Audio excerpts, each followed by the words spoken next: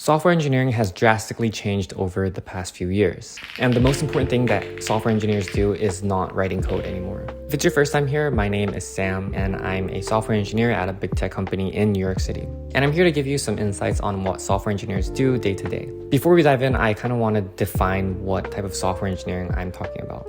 Typically, software engineering is divided into two different categories: front-end and back-end. Front-end engineers work on the visual aspect of an app or a website, and back-end engineers work on the business logic or the server stuff, basically. Now that we have that defined, let's jump right in. The first one is product alignment and planning. This is something that's overlooked, but software engineers actually spend a lot of time on aligning on product requirements and planning out their implementation strategy. When working on new projects or features, we spend weeks or even months working on technical design documents, which is basically a document explaining how you want to go about implementing such things. And this requires a lot of meetings, a lot of writing docs, and iterating on those docs after getting feedback. I would say this is the most tedious part about the development life cycle, because as engineers, we just want to start coding. But it is pretty crucial to have this part really set in stone, because once you have this strong foundation and you start implementing something, there will be less chances of implementing it incorrectly or forgetting to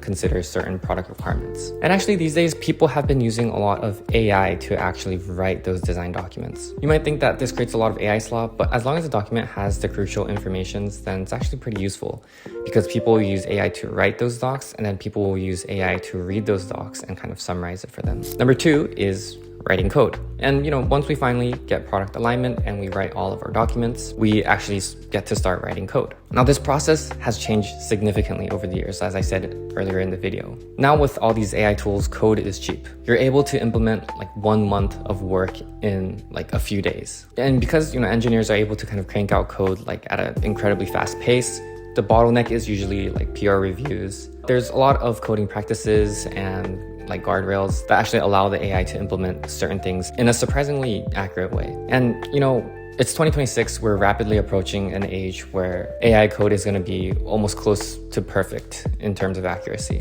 But I still think the problem with relying on AI so much to write code is that when you start running into issues with AI, or the AI starts hallucinating, if you don't really have the domain expertise and knowledge about the code that you're writing, you're pretty much cooked. And that's why I still spend a lot of time actively learning and sharpening my programming skills. And honestly, one of the best platforms I've been using to do this is DataCamp. I've partnered with them for this video, and what I like about DataCamp is that it's really hands-on. Instead of just watching hours of lectures, you're actually coding from day one while you're learning, which makes it so much easier to actually retain information. And right now, despite the increase in developers using AI, companies still value knowledge about coding or programming, because coding with AI without the knowledge of actually coding is kind of useless. If you want to get started with coding as a future software engineer, you should check out the Python for Software Engineering track, which covers all the fundamentals you need: clean functions, OOP, data structures, algorithms, efficient code, and testing. If you already have some experience programming, and if you want to add AI engineering to your stack, then I recommend checking out the Associate AI Engineer for Developers track, which teaches you how to use tools like the OpenAI API, Hugging Face, LangChain, and Pinecone, plus prompt engineering and LLM ops in real projects. You can also earn a statement of accomplishment and work towards DataCamp's AI engineer certification. It's useful for your resume and your LinkedIn while you're building your portfolio. So if you're serious about building your career as a software engineer, check out the link in the description below. Now back to the video.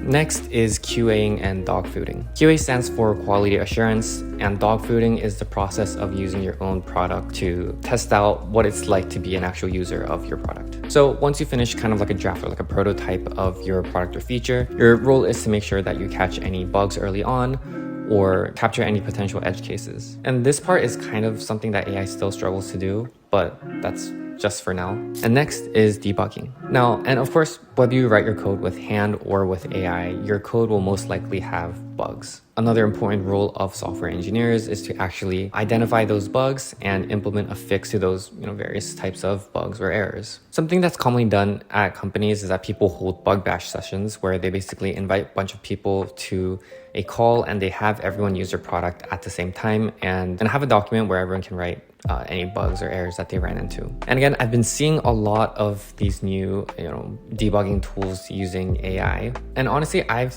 been pretty impressed by them. And there's this one tool that I saw, which basically was an AI agent that would crawl through the backlog of all the bug tickets, and then it would read the ticket, analyze it, make the fix, and make a PR that is ready to be reviewed by a human. Now, it's obviously not 100% accurate, but if it's some trivial bugs, then it actually is like super helpful and very accurate. And this is pretty game-changing because if it reaches to a point where it's able to fix pretty like complicated bugs, then it needs really little like human overhead, and so it's pretty crazy. Next is being on call. Now, a lot of times big tech companies have on-call rotations. It basically means for a week, you have to keep your phone nearby, and whenever you get paged or mentioned, whether that be during the weekday, during the weekend, or during midday, or even at like 3 a.m. at night, if you get paged or if something happens, you have to be able to jump right in on your laptop and kind of make any fixes or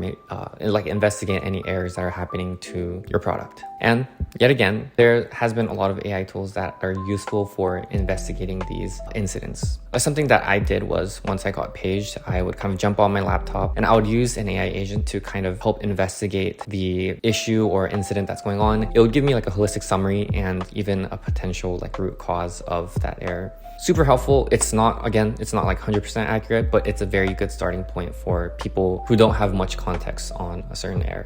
Next is code reviews. Software engineers are expected to do a lot of code reviewing. When an engineer writes code and wants to make a change to the code base, then typically the other engineers on the same team have to review that code change. And other engineers typically, just leave comments, suggest small fixes, and if it's completely wrong, then the engineer who wrote that code wouldn't actually be able to make that change until other engineers approve it. So a lot of times you're required to just read a lot of code. And you guessed it, there's AI tools for that. There's been pretty sophisticated agents that would give, very deep feedback based on the context they have, and that context would be huge, right? They'll be able to have full concept of the entire code base. But still, humans actually reading the code is still important because AI can make mistakes. And finally, we have to learn how to use new AI tools every day. At this rate, there's been a new AI tool being created every single day.